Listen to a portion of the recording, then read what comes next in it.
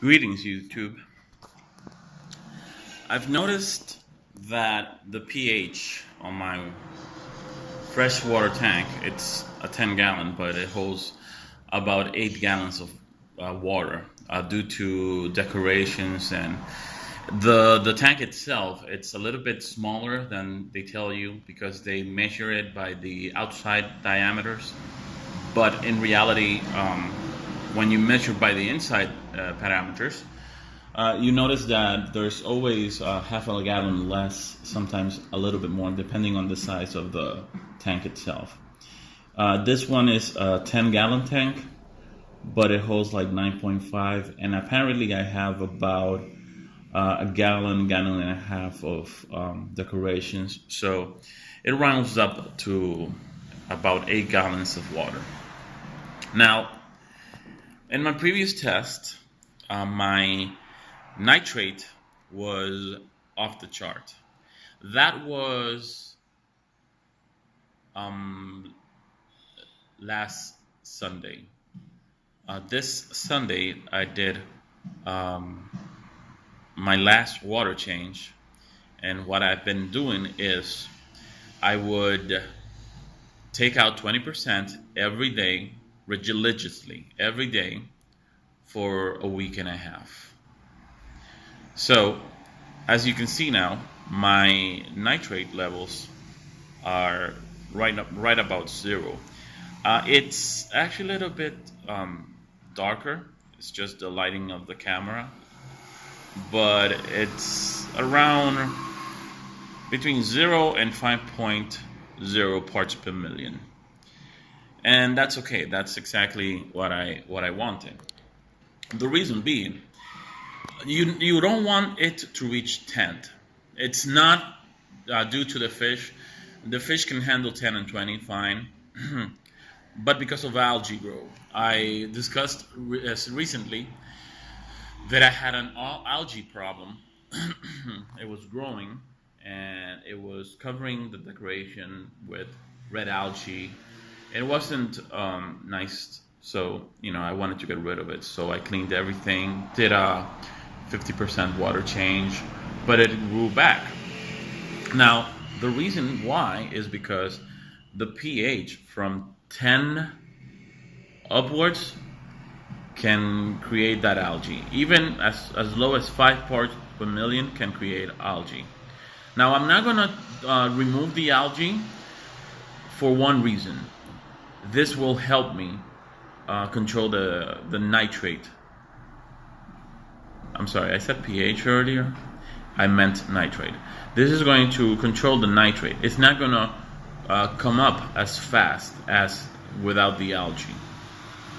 And the amount that I have on the tank, it's not really that much, so it's not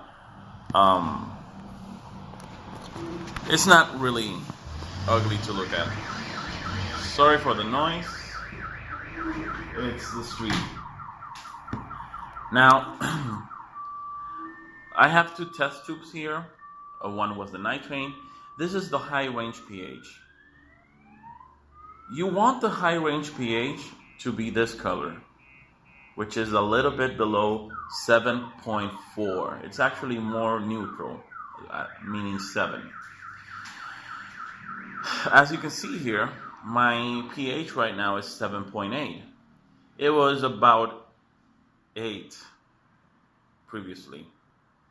Now what I did is I added this. This is distilled white vinegar. And that's what I want to talk about. I have this thing. I don't want my tank to be subdued to any chemicals. I don't want to be buying pH down and stuff like that. I wanted to maintain my tank with natural things. Now, vinegar is a household item. I consider it to be natural because you put it on your salads and everything. Although some people put a lot of things on salad that are not natural, but that's beside the point. The vinegar did lower my pH, and it did that dramatically. but there is a slight disadvantage, and that's why I was talking first about the nitrate and the algae grow. If you put white vinegar, and it's very little amount, by the way, I put a lot amount, and the water smelled like vinegar for a while. So I cleaned the container, put new water in, put just about 2 cups of vinegar, and that lowered the pH, uh,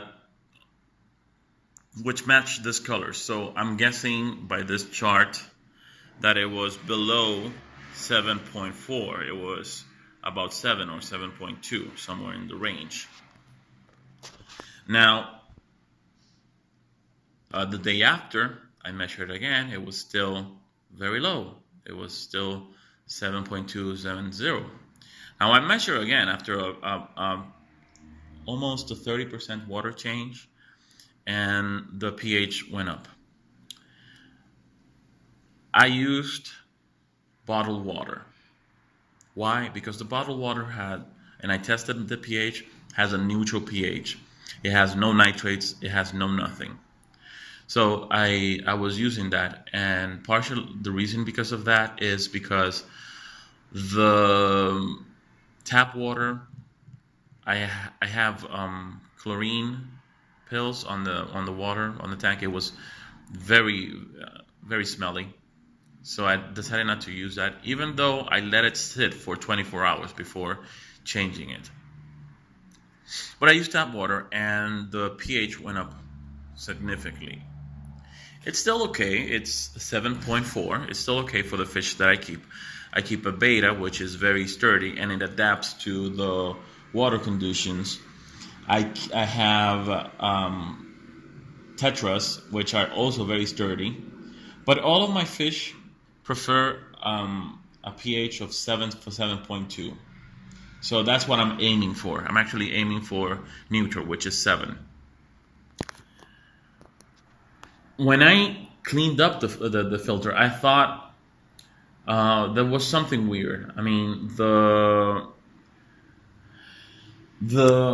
glass had this white mat on it, and the thing is that even though you don't see it in the vinegar, the way that they make vinegar is that they add to anything that's alcoholic or sugary spirit of vinegar, which is a slimy thing that takes the alcohol, takes the sugar, and converts it to vinegar. Now, there's still some active there. So when it reaches the algae, it turns into this white smush, and it clogs the filter very quick. I mean, I didn't have the water in for 2 days, and it already clogged the filter. So I took the filter out. I rinsed it in the water I took out of the tank, and rinsed it very thoroughly. I have to do this every water change to keep the filter clean of debris and to prolong the life. And I'm gonna have to do it more to get out of all of this gunk. I'm pretty sure that since I did not do a full water change, I know that there's still some of that which is going to react to the nitrate or the algae, and is going to produce that white thing. The ammonia is not affected by it. I mean, if you put vinegar and ammonia together, it will not form that. I know because I use ammonia for cleaning. This is actually common in Dominican Republic, and it has never done that, even on water that was left overnight. Now, before, my high range pH was about 8.2, something in the range. My nitrate was very high, off the chart, and the ammonia and nitrate was perfect, 0. So I know that the bacteria, the beneficial bacteria, is okay on the tank. I didn't want to do a full water change for 2 reasons. First, it would upset the nitrate and the pH too much, and this will shock the fish. I wanted to have a gradual change. So what I did is 20% water change every day, every 24 hours, religiously for about a week and a couple of days. Almost a week and a half. That brought down my nitrate to almost zero. As you can see, this is 5 parts per million or less. It's between 5 and 0. And the pH, it sits about 7.8, 7.4, so I'm guessing 7.6. It's not bad. I'm not afraid of the fish's health right now. I did look up on the internet other ways to lower the pH. It so happens that I live close to El Parque Mirador Sur. It's a park that I have really close by in the Dominican Republic. And they have almond leaves. Almond leaves, basically I can get them for free. I'm actually going to be picking up a lot of them. And I'm going to be putting them, some of them, in the tank to naturally lower the pH. The reason why the almond leaves lower the pH is because they introduce to the tank tannin, which helps balance and neutralize the water. I also have other plants in the nearby on the park, and one of them, I'm going to show you when I get back, I'm going to show you the things I brought. There's this little nuts. They look like acorn, but with well, I'll show you when I bring it back. I'm gonna be putting those on the filter. I have a Aquarium 20. I'm gonna be putting them on the filter, and that also helps reduce the pH of the water. I'm hoping that it will also help with the beneficial bacteria on it, and it's going to have this cycling effect where the bacteria and the little nut will balance the water out. As I said, I have a plan of making a filter to filter the water before going into the tank. It's a sand filter with gravel, carbon, sand, and wood shaving. I have to research which wood shavings I have to use. But anyways, as far as this video goes, this is all the information I wanted to give you right now.